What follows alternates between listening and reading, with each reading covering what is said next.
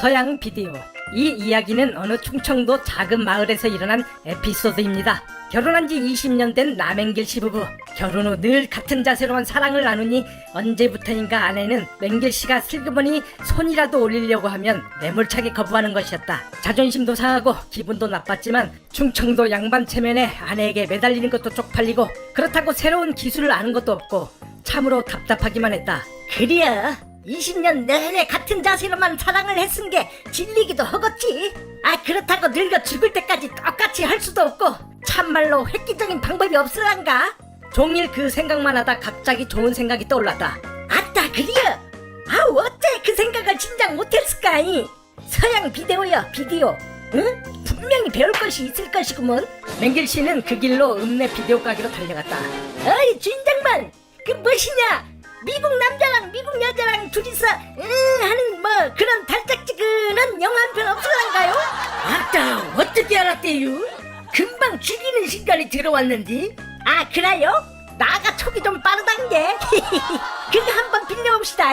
그리하여 맹길 씨 비디오를 빌린 후 의기양양하게 집에 돌아와서 단칸방이라 아들 영만이가 잠들 때까지 기다렸다.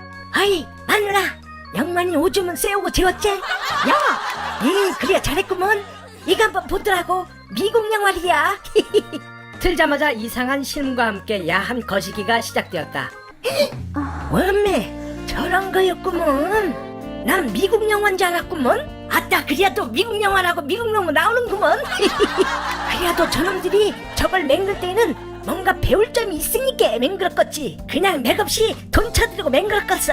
아따 몰라도 뭐 그러긴 허겄지. 원매 저렇게도 하는구먼. 난 동네 개들만 저러는 줄 알았는데. 아유 얼른 끄더라고. 넘쳐스럽게 뭐래야 저것이. 아이고 늙어가면서 주책이야 주책이. 아니 어떻게 저런 걸 빌려왔디야. 그만 자더라고. 뭐야 재미나구먼. 에이 알았어. 불을 끄고 나란히 누운 맹길 시부부. 엎치락 뒤치락 잠을 못 이룬다. 어이 자는겨? 아따 당신 같으면 잠이 오겠어. 그러니까 이 자꾸 나보더라고. 아니 뭐야 옛날처럼 하려면 허덜 말아 허덜. 아이 알았어. 아까 비디오 나오는 배우 맹키로 해주면 되잖여. 아따 싫단 게 우리가 개요? 그러며 슬그머니 돋아눕는 맹길 씨 안에 그때부터 문제는 시작되었다. 시골집에 침대가 어디 있겠는가. 대부분 노란 비닐우 장판이 전부인데 그것이 또 얼마나 미끄러운가. 둘 다 땀 범벅에 찍찍 미끄러져서 벽에 머리를 쿵쿵 부딪히는 맹길 씨 안에. 아유 이러다 내 머리 뚝 다 깨지겠구먼. 아유 그래야? 아유 그럼 어떻게 한디요? 아유 어떡하긴 어떡해요. 참아야지. 아파도 좋은데. 그래야? 그럼 조금만 참아보더라고. 두 사람 머리가 벽에 쿵쿵 부딪힐 때마다 천장에 매달아 놓은 매주가 덜컹거리더니 결국 자는 아들 녀석 머리 위에 떨어지고 말았다. 그걸 맞고 아들 벌떡 일어나더니 울면서 큰 소리로 외쳤다. 아버지! 어머니! 그냥 하던 대로 혀! 대한민국 국회의원과 저승사자.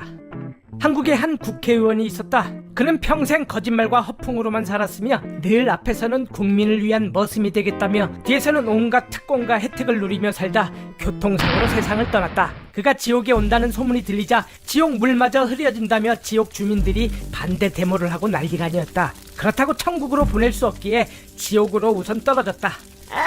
결국 지옥이라니. 그래, 우선 저승사자를 만나서 좋은 곳으로 보내달라고 한번 꼬셔보자. 한참을 걷다 저승사자를 만났다. 그런데 뭐라고 속삭거리더니 저승사자 태도가 바뀌었다. 하긴 대한민국 국민 5천만 명을 주둥아리 하나로 속였는데 저승사자 하나쯤이야 식은죽 먹기였다. 야, 그럼 너한테 내가 3번의 기회를 줄 테니 네가 갈 곳을 선택해라. 예 감사합니다.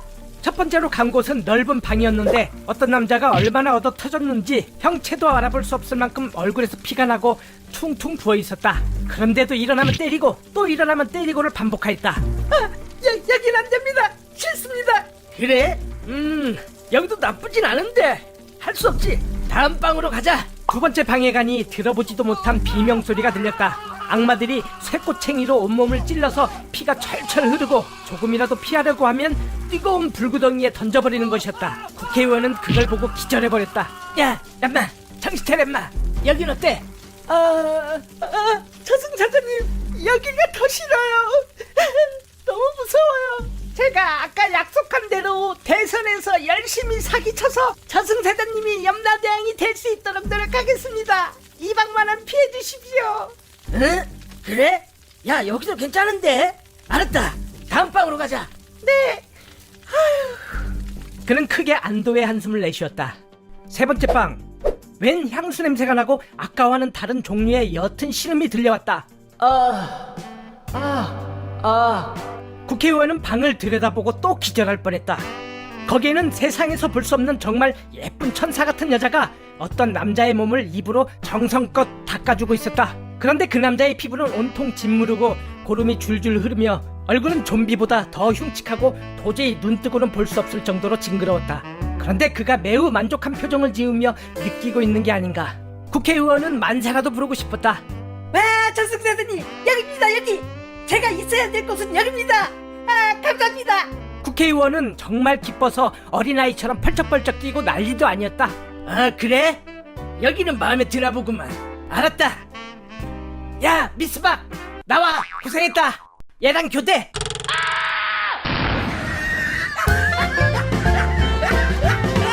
연상연하 커플. 안녕하세요. 오늘은 연상연하 우리 엄마 아빠 얘기입니다. 엄마가 아빠보다 1살 나이가 많은데요. 엄마는 그 사실을 엄청 자랑스러워하며 동네방네 자랑을 하고 다닙니다. 오늘은 5층에 새로 이사온 아줌마가 놀러왔어요. 그런데 묻지도 않는데 또 엄마가 엄청 자랑을 했습니다. 나 영계랑 살잖아요.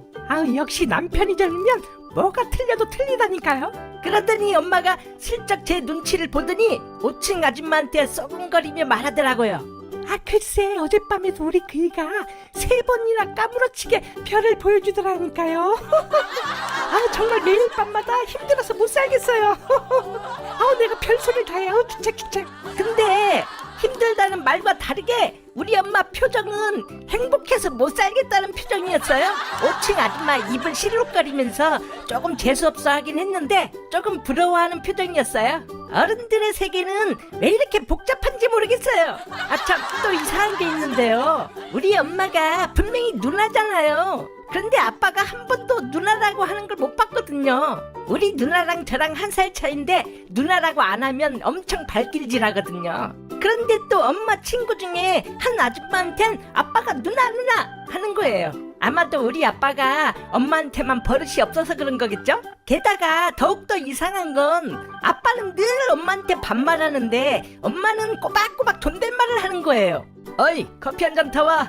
네, 여보. 이봐, 와이셔츠는? 어머, 미안해요. 금방 다려서 갖다 줄게요. 뭐야, 집에서 살림만 하는 여자가 이렇게 게을러서. 어머, 미안해요. 애들 숙제 봐주다가 그만. 뭐야, 남편한테 말대꾸나 하고. 그러면 우리 엄마 우리한테 화살을 돌려요. 야, 만수야, 얼른 가방 챙겨. 학교 가야지. 저희 집은 늘 이런 분위기입니다. 나이도 많고 몸무게도 엄마가 훨씬 더 많이 나가는데 아빠 말에 꼼짝 못하는 걸 보면 참 신기한 것 같습니다. 그래서 오늘은 저녁 준비하는 엄마한테 제가 진지하게 물어봤어요. 엄마, 왜 엄마는 아빠보다 나이가 많은데 존댓말을 해? 아빠가 버릇이 없는 거지? 그랬더니 엄마가 아빠 눈치를 힐끗 보더니 말했습니다. 야, 안 그러면 쟤 완전 삐져. 새 신년, 새해가 되자 맹글씨 붓글씨로 멋지게 하면 된다라고 써서 벽에 붙였다. 그러자 어린 아들이 무슨 말이냐며 물었다. 아빠, 이게 무슨 말이야? 아들아, 오늘부터 이것이 우리 집 가훈이란다. 너도 뭐든 안 된다고 생각하지 말고 무조건 노력하면 다 될 수 있어 라고 말했다. 잠시 후 식사 준비를 하던 엄마가 나오며 아들에게 물었다. 저건 네 아빠가 쓴 거니? 그러자 아들이 대답했다. 응, 엄마. 앞으로 1년간 저게 우리 집 가훈이래. 뭐든 노력하면 안 될 게 없을 거래. 그러자 엄마가 빈정거리며 말했다. 놀고 있네. 야, 아빠한테 말해. 하면 된다가 아니라 되면 한다라고 치라고 그래. 여러분, 문제 하나 내겠습니다.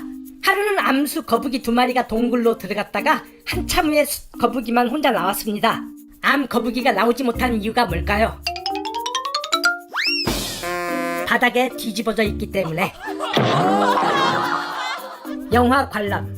김밥 부인 옆구리 터졌네라는 영화가 너무나 재미있다고 소문이 나서 노총각 맹길씨가 그 영화를 보기 위해 변두리 어느 영화관을 찾았다. 조금 늦게 도착해서 극장 안을 들어가니 어두컴컴한 실내에 많은 남자들이 앉아서 영화를 보고 있었다. 끈적거리는 대사와 호흡소리. 맹길씨는 자리를 찾다 보니 구석에 화장이 진하긴 하지만 예쁘게 생긴 여자가 앉아있는 걸 보고 그쪽으로 갔다. 여자도 그리 싫지 않은 듯 맹길씨를 힐끗 보더니 배시시 웃는 게 아닌가. 맹길씨는 이게 웬 떡이냐 싶었다. 아가씨, 옆에 앉아도 될까요?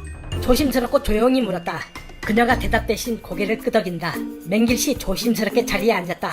멀리 스크린에서 남녀가 농도 짙은 애정신을 보이고 있었다. 맹길씨 침을 꼴깍 삼키며 옆에 여자를 보았다. 그녀도 매우 진지하게 보고 있었다. 맹길씨는 조금 더 용기를 내서 왼쪽 다리를 슬쩍 그녀의 다리에 대보았다. 그녀는 피하지 않았다. 맹길씨 한참 동안 그녀의 다리에 자기 다리를 걸친 채 영화를 보았다. 그러다 슬쩍 몸을 기대어 어깨를 기대보았다. 아, 이게 웬일인가. 그녀도 슬쩍 어깨에 힘을 주더니 같이 기대는 게 아닌가. 맹길씨, 이제 영화는 뒷전이고 온통 모든 신경이 그녀에게 몰입되었다. 다시 용기를 내서 그녀 손을 잡았다. 그녀가 거부하지 않았다. 정말 손이 부드러웠다. 아, 이제 됐다. 맹길씨 쾌재를 불렀다. 이젠 아예 대담하게 허리에 손을 넣어보았다. 그러자 그녀가 하며 짧은 한숨을 내쉰다. 맹길씨, 이제 마지막 단계. 그녀의 짧은 치마에 손을 넣으려고 하자 그녀가 강하게 거부하며 귀에 대고 부드럽게 속삭였다. 형, 우리 나가요. 40이 된 어부 남행길과 30세 후반의 바닷가에서 일하는 노처녀가 선을 봤다. 드디어 맞선 보는 날 둘은 조용한 찻집에서 첫 대면을 했다. 한동안 부끄러워 말이 없던 두 사람. 먼저 맹길씨가 말을 꺼냈다. 근데 물어보기 미안한데 뭔 손이 그렇게 크대요? 여자가 대답했다. 맨날 뻘밭에서 꼬막이랑 바지락을 캐니 어떻게 안 크고 배겨요? 그 말을 들은 맹길씨, 여자의 발을 힐끔 쳐다보며 다시 물었다. 근데 발은 무슨 관계가 있길래 그리 크대요? 여자가 다시 대답했다. 맨날 뻘밭에서 바지락이랑 꼬막을 캐러 이리저리 댕기니까 안 크고 배겨요? 그러자 맹길씨, 갑자기 얼굴 표정이 어두워지더니 여자의 배꼽 밑을 조심스럽게 쳐다보며 심각하게 질문을 했다. 근데 혹시 뻘밭에 주저앉진 않았겠죠? 야구 경기. 한없이 부드러운 남자 남행길씨 여자친구와 야구장을 갔다. 맹길씨는 야구 광이었고 여자친구 야구는 완전 무지였다. 부드러운 남자 맹길씨는 결혼 후에도 여자친구와 취미를 같이 하고 싶어서 데리고 온 것이다. 역시 달콤한 남자 남행길. 막 경기를 보고 있는데 심판이 스트라이크! 이라고 외치는 소리에 깜짝 놀란 여자친구. 어머, 자기야, 저 심판이 뭐라고 하는 거야? 응, 자기야, 스트라이크라는 건데 하며 부드러운 미소를 잃지 않고 모두 설명해 줬다. 아하, 그런 거였구나. 알겠어, 자기야. 그런데 이번에는 공이 날아왔는데 심판이 아무 말 없이 서 있자 다시 묻는다. 자기야, 저 심판 왜 아무 말도 안 하는 거야? 역시 따뜻한 미소와 함께 볼이란 어쩌고 저쩌고 자세히 설명해 준다. 아, 그렇구나. 사실 맹길씨 조금 짜증이 나기 시작했다. 여자친구에게 야구 룰을 설명해 주다 보니 경기에 집중이 안 된다. 그때였다. 선수가 포볼로 걸어나가는 것이었다. 어머, 자기야, 저 선수는 치지도 않았는데 왜 걸어나가는 거야? 이제는 맹길씨 웃는 표정까지는 좀 힘들 것 같다. 자기야, 저건 포볼이라는 건데 아까 말한 볼 있지? 그거 4개 쌓이면 공을 안 쳐도 1루로 나가는 거야. 아, 그렇구나. 알았어, 자기야. 그러나 이게 웬일인가 1루에 주자가 있던 것이다. 원래 1루에 주자가 있는데 타자가 포볼이 되면 1루 주자는 2루로 가고 타자는 1루로 가게 된다. 그걸 알 턱이 없는 여자친구가 또 묻는다. 어머, 자기야, 1루에 있던 선수는 포볼도 아니고 공을 치지도 않았는데 왜 2루로 걸어가는 거야? 남행길 벌떡 일어나며 외쳤다. 아이씨, 이게 윷놀이냐? 업고 가게? 영순씨 좀 말려줘요. 젊은 나이에 혼자가 된 영순씨, 동네 친구 경자씨와 오랜만에 같이 시장에 갔다. 둘이서 시장서 장을 보고 있는데 경자씨가 철물점 아저씨에게 철물점 아저씨 안녕! 인사를 하고 또 시장을 둘러보다 세탁소 아저씨가 보이자 또 세탁소 아저씨 안녕! 하고 인사를 한다. 시장 보고 집에 오는 길에도 길가에서 마주친 슈퍼 아저씨 보고도 슈퍼 아저씨 안녕! 하며 또 인사를 하는 게 아닌가. 그걸 본 영순 씨가 경자 씨에게 물었다. 넌 왜 그 아저씨들한테 그렇게 친하게 인사를 하는 거요? 그러자 경자 씨가 말했다. 다 나하고 만리장성을 쌓은 아저씨들한테 인사하는 거야. 이 말을 들은 영순 씨는 속으로 열불이 났다. 문디 갔어. 난 하나도 없는디 뭐요? 그러나 어쩌랴 뚱뚱하고 못생긴 영순 씨 탓인걸. 집으로 돌아온 영순 씨가 아무래도 경자 씨의 그런 모습이 엄청 부럽고 셈이 났나 보다. 갑자기 씩씩거리며 냉장고 문을 확 열고 큰 소리로 말했다. 카지, 오이, 바나나! 다들 안녕? 고해성사. 남행길 씨가 성당에서 신부님께 고해성사를 하고 있었다. 신부님, 제가 옆집 부인과 거의 큰일 날 뻔했습니다. 잘못했습니다. 아, 그래요? 간음을 행하셨나요? 아니요, 그냥 문지르기만 했습니다. 아하, 그러나 그런 건 문지른 거나 넣는 거나 다를 바 없습니다. 마음을 어떻게 가졌느냐가 매우 중요하지요. 속히 속죄의 의미로 성모송 3번 외우시고 거기 보이는 자수함에 3만 원을 넣으세요. 참된 마음으로 고해성사를 마친 맹길 씨는 죄를 뉘우치며 성모송을 3번 외운 후 자선함에 다가서서 그냥 손만 쓱 문지르고 돌아서는 것이 아닌가. 그걸 보고 이상하게 생각한 신부님이 맹길 씨를 불러 잠시 세워 물었다. 아니, 왜 속죄금을 넣지 않고 손만 문지르시나요? 아니, 아까 신부님 말씀이 문지르는 거랑 넣는 거랑 똑같다고 하셨잖아요. 아내의 순발력. 만수 씨가 교통사고로 병원 응급실로 실려갔다. 그 소식을 전해 들은 아내가 병원으로 불이 나게 달려와 의사에게 물었다. 선생님, 제 남편의 상태가 어떤가요? 설마 죽는 건 아니겠죠? 아, 네, 다행히 목숨에는 지장이 없습니다. 아, 물론 깨어나봐야 정확히 알겠지만 신체 마비 증세가 있을 것 같습니다. 네, 마비요? 그 몸이 말을 안 듣는 그런 마비 증세요? 네, 그런데 뭐 전신마비는 아니고 반신마비가 될 것 같습니다. 반신이라면 어느 쪽이죠? 아, 지금 오른쪽 뇌가 심하게 손상돼서 아마도 왼쪽 하반신이 마비될 것 같은 소견입니다만. 그러자 아내가 의사의 말이 채 끝나기도 전에 맹길 씨의 바지를 벗기는 것이었다. 아니, 지금 뭐 하시는 겁니까? 그러자 아내가 허겁지겁 말한다. 아니, 선생님, 몰라서 그러세요. 이걸 빨리 오른쪽으로 옮겨놔야 얘라도 살죠. 비밀. 반란까지인 한 초등학생이 어디서 들었는지 친구에게 쉬운 용돈벌이에 대해서 신나게 떠들고 있었다. 야, 어른들은 무조건 비밀을 하나씩은 갖고 있거든. 그걸 이용하면 용돈을 많이 벌 수 있다더라고. 그래? 응, 그래서 오늘 한번 써보려고. 그리고 나서 집에 돌아와 엄마에게 말했다. 엄마, 난 엄마가 아빠한테 말 못하는 비밀 하나 알고 있는데. 뭐? 네가 뭘 알아? 응, 난 다 알아. 그래도 말 안 해. 아, 이놈의 자식. 너 엄마가 10,000원 줄 테니까 아빠한테는 비밀이다 해? 알았지? 응, 엄마. 신이 나서 아빠 오기만을 기다렸다. 드디어 아빠가 퇴근해서 왔다. 엄마한테 나쁜 비밀 있지? 뭐? 뭔 소리야? 응, 난 다 알아. 엄마한테 말 못할 비밀 있다는 거. 엄마한테 얘기할까? 뭐? 초딩 아빠는 엄청 당황했다. 야, 너 2만원 줄 테니까 엄마한테 절대 말하지 마. 알았어? 응, 아빠. 완전히 탄력받은 초딩은 또 누구한테 써먹을까 그 궁리만 했다. 하루는 아빠의 오랜 친구인 아저씨가 부부 동반으로 집에 놀러왔다. 우선 잠깐 아줌마가 주방에 갔을 때 아줌마한테 말했다. 아줌마, 제가 아줌마의 말 못할 비밀 하나 알고 있는데요. 그러자 아줌마가 얼굴이 노래지더니 엄마 얼굴을 힐끗 보더니 말했다. 야, 너 내가 5만원 줄 테니까 절대 엄마한테 말하면 안 된다. 알았지? 약속! 아줌마의 비밀이 뭔지는 모르지만 5만원을 받으니 초딩은 어리둥절했다. 야, 이거 대박인데?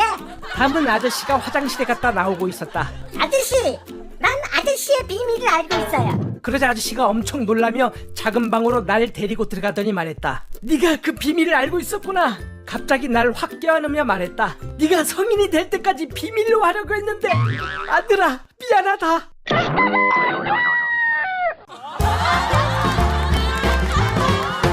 축구에 미친 남자, 축구에 미친 남행길 씨. 잉글랜드 프리미어리그 결승전 일반석 티켓을 어렵게 구해 경기장에 들어왔다. 아, 그러나 싼 티켓이라 자리가 너무 뒤쪽이어서 경기가 잘 보이지 않았다. 맹길 씨는 어쩔 수 없이 뒤에서 눈을 부라리며 힘겹게 보고 있는데 맨 앞에 VIP석에 한 자리가 비어있는 게 아닌가. 혹시 화장실 갔나? 한참을 기다려보아도 빈자리 그대로였다. 맹길씨 곧바로 그 자리에 가서 옆자리에 남자에게 물었다. 아, 혹시 이 자리 비었나요? 네, 아, 그럼 제가 앉아도 될까요? 그러세요. 맹길씨가 신이 나서 앉으며 말했다. 아니, 누가 이렇게 좋은 VIP 자리를 놔두고 앉았을까요? 그러자 남자가 무심한 듯 말했다. 아, 우리 마누라 자리요. 아, 그러셨군요. 아이, 그런데 사모님은 어디 가시고 이 비싼 자리를 비워두셨나요? 아, 그거요? 아유, 사실 마누라가 죽었어요. 아이고, 저런, 애통하시겠습니다. 아이고, 상가 조의를 표합니다. 그런데 뭔가 이상하다고 느낀 맹길씨. 잠시 후 다시 물었다. 아니, 그럼 자리도 비싼 자리인데 친구분이나 가족과 함께 오시지 그랬어요. 그러자 남자가 한순간도 축구공에서 눈을 떼지 않으며 말했다. 아, 오늘 전부 마누라 장례식장에 갔죠. 남자가 여름을 기다리는 이유. 20대 여자들의 옷이 짧아지기 때문에, 30대 여자들의 옷이 얇아지기 때문에, 40대 여자들의 옷이 작아지기 때문에, 50대 마누라가 덥다고 다가오지 말라고 하니까. 소개팅. 노총각 허우대씨 결혼 소개소의 도움을 받아 여자를 소개받았다. 사실 그녀의 첫인상은 뚱뚱하고 별로였지만 이대로 가면 영영 결혼을 못할 듯 싶어 눈높이를 낮추고 진지하게 그녀와 교제를 해보기로 하였다. 하루는 데이트를 마치고 그녀의 집에 데려다주는 길이었다. 그녀가 차에 올라타고 잠시 후 드륵하는 소리와 함께 자동차 문이 잠기는 것이었다. 여자는 속으로 매우 당황했지만 웃으면서 농담처럼 말했다. 어머, 왜 차문을 잠그고 그러세요? 아우, 우리가 만난 지 얼마 되지도 않았는데 이거 너무 급하신 거 아닌가 싶네요. 어머, 그렇게 안 봤는데 은큼하신 분이네. 허우대씨 참 어처구니 없지만 모를 수도 있지 하고 친절하게 설명해 주었다.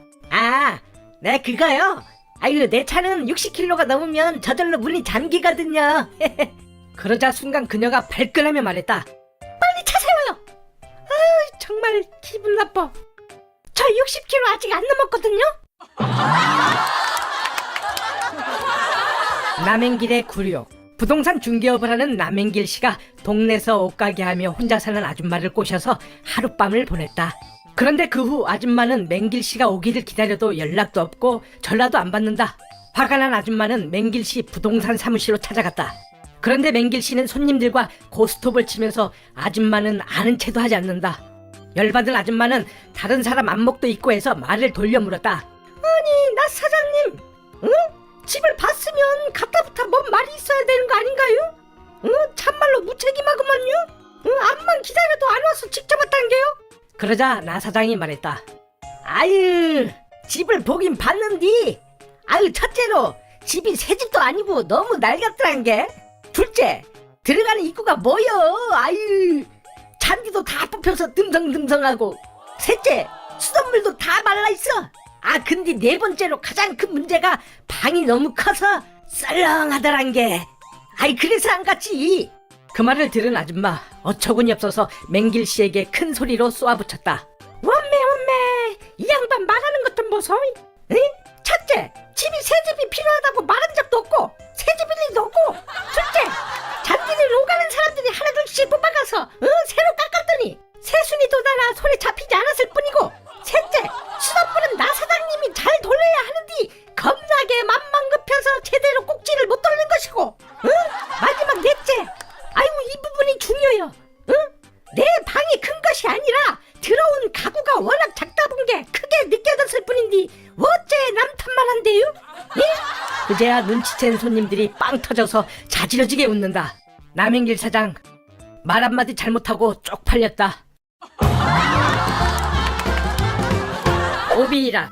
남행길 씨 멀리 충청도 작은 마을에서 젖소를 키우며 살고 있었다. 그런데 하루는 맹길 씨가 옆 동네 친구를 불러 술 한잔 하자며 전화를 했다. 어이, 문식이, 나 맹길이야. 술 한잔 할란가? 아니, 근데 자네 목소리가 왜 이렇게 힘이 없는가? 지금 머리가 깨져서 병원 다녀오는 길이란께. 뭐? 많이 다쳤는가? 아, 그래요, 알았어. 곧 나갈 텐게 기다리더라고. 아니, 머리는 왜 깨졌디야? 아따, 오늘 참 기가 막힌 사건이 있었단 게 들어보더라고. 아, 글씨 오늘 아침에 농장서 젖을 짜고 있는데 한 통이 거의 다 채워지니까 아, 그놈의 젖소가 왼쪽 다리로 저통을 확 차버리자뇨. 힘들게 짠 젖이 다 바닥에 쏟아졌단 게 아따 얼마나 부하가 나야지. 아 그래서 옆에 있던 새끼줄로 왼쪽 다리를 단단히 묶어버렸단 게 그래서 할 수 없이 또 다시 젖을 짜고 있는디 이 미친 소가 이번엔 또 오른발로 저통을 확 차버리자뇨. 엄매 그리야 오늘 너 죽고 나 죽는디야. 응?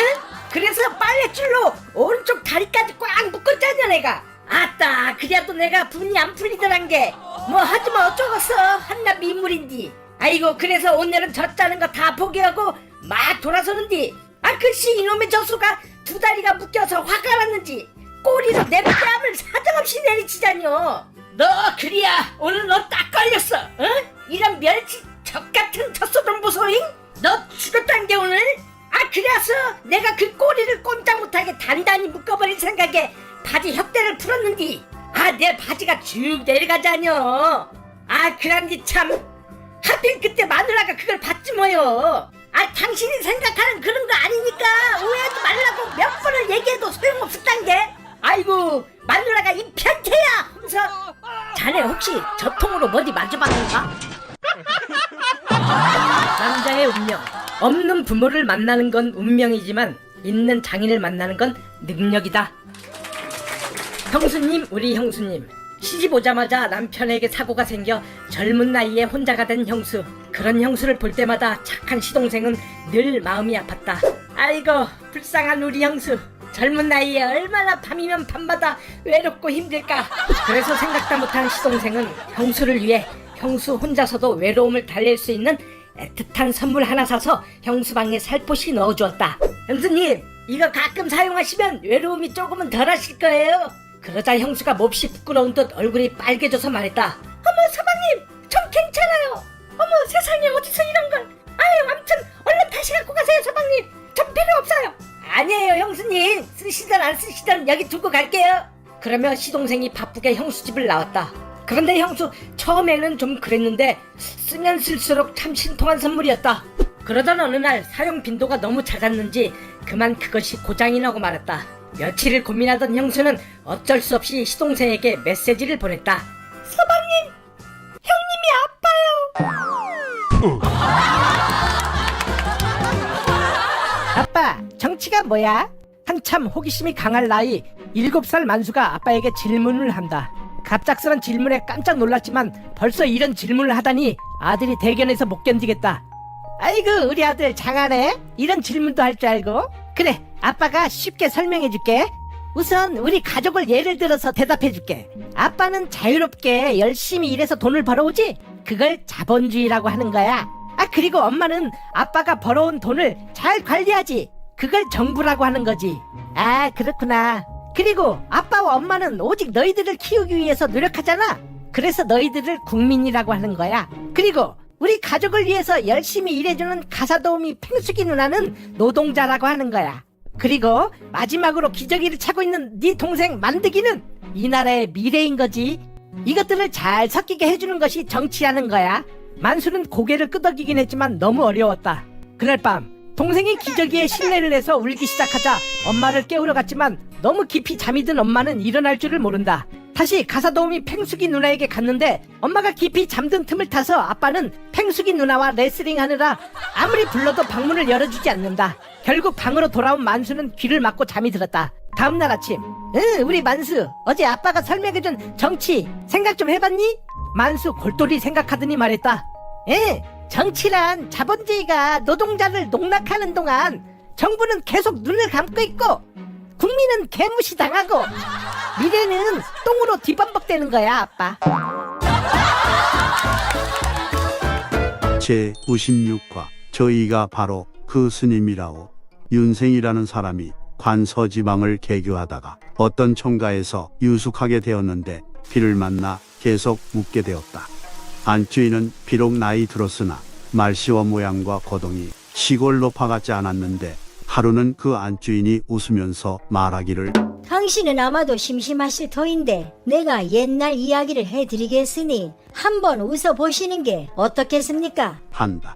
그거 참 좋소이다. 하고 윤생이 대답하자 주인 남자가 나서며 좋지도 않은 이야기를 또 하려고 하오? 하며 말렸으나 노파는 이제 당신과 저는 다 함께 늙었는데 그 말을 해서 해로울 것이 있겠소? 하고는 이야기를 다음과 같이 들려주었다.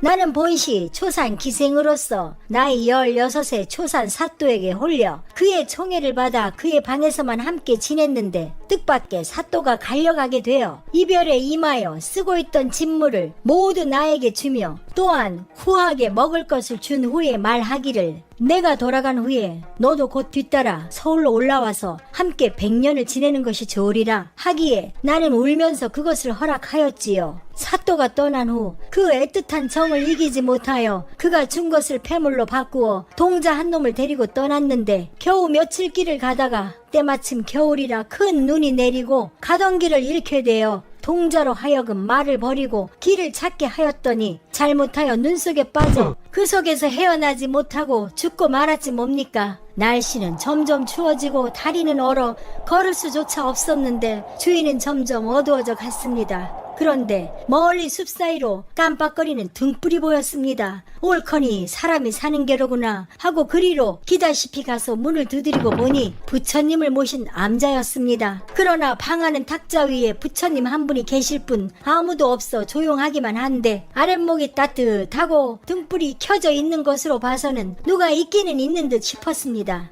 그러나 처지가 처지인지라 주인 승낙이고 뭐고 알 바 없이 말 한 장을 풀고 죽을 쏘 먹인 후 나도 방 한가운데 퍼져 누웠습니다. 온몸이 녹으면서 이번에는 열이 나기 시작하는데 견디기가 어려울 정도였습니다. 보는 사람도 없고 해서 치마 저고리를 다 벗어 제치고 속옷 바람으로 누웠더니 좀 열이 가셔지는 것 같았습니다.